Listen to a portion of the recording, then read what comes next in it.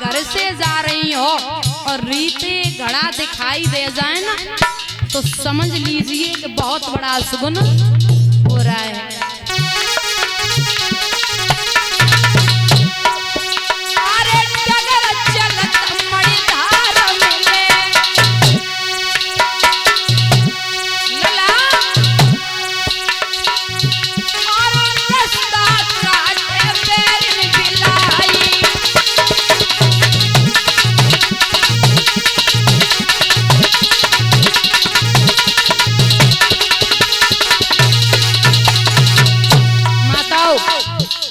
मर्दारी बोलते सर्प को।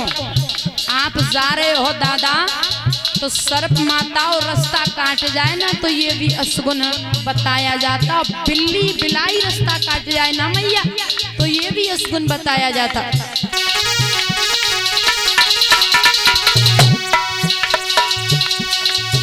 अरे सूखी डाल कौआ बोले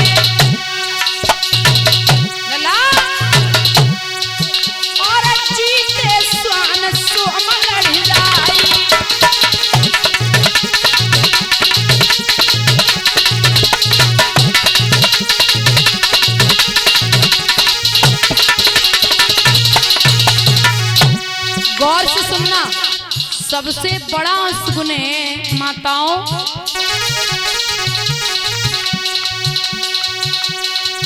अरे घर से निकल जब लला चले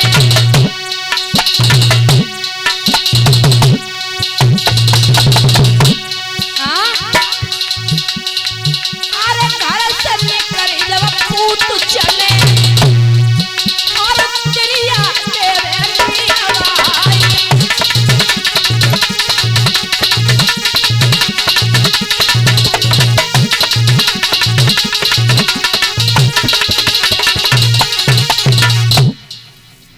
याद रखना माताओं, सबसे बड़ा असगुन है देवियों। आपके पति परदेश जाते हो तो आप के आंखों से आंसू नहीं आना चाहिए। आंख से आंसू आ गया ना तो समझ लीजिए कि सबसे बड़ा असगुन है।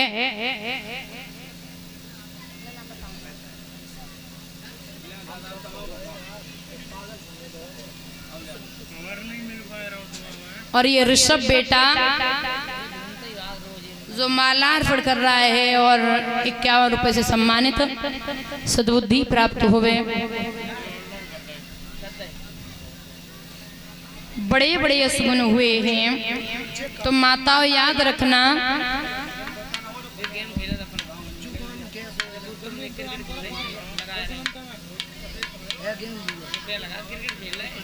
सुखदेव बाबा वर्णन करते हैं।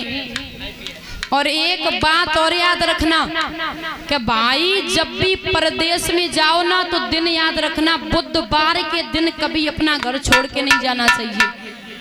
बुधवार जो करे पयाना और लौट आए सो अधिक सयाना। ज्यादा से ज्यादा बुधवार के दिन घर छोड़ के कभी परदेश में नौकरी करने के लिए नहीं जाना चाहिए।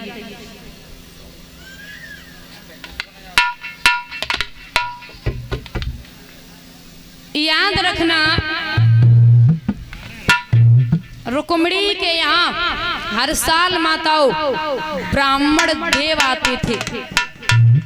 आज भी गांव-गांव में दक्षिणा के लिए हर मतलब फसल पे ब्राह्मण देव आते हैं ना दक्षिणा लेने के लिए।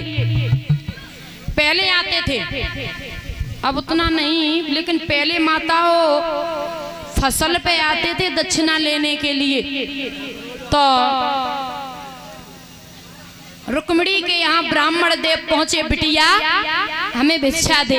तो रुक्मिणी बैठी रोई रही। लाडो काहे को रोई रही है? पूरी बात बताई कि हमारे भैया है ना अपने साले काजे हमारे ब्याह करो चाहते। पंडित जी बोले तू किन के संगे करे हमें बता। बोले हम भगवान कन्हैया के संगे करें। बोले पत्र लिख दे, हम कन्हैया को तेरे पत्र दे आवे। तो लो तू तैयार हो जा। सो रोए रोए के पत्र लिखो है और जवाब दिया पंडित जी कृष्ण न मिले तो मैं मर जाऊंगी। कृष्ण के बिना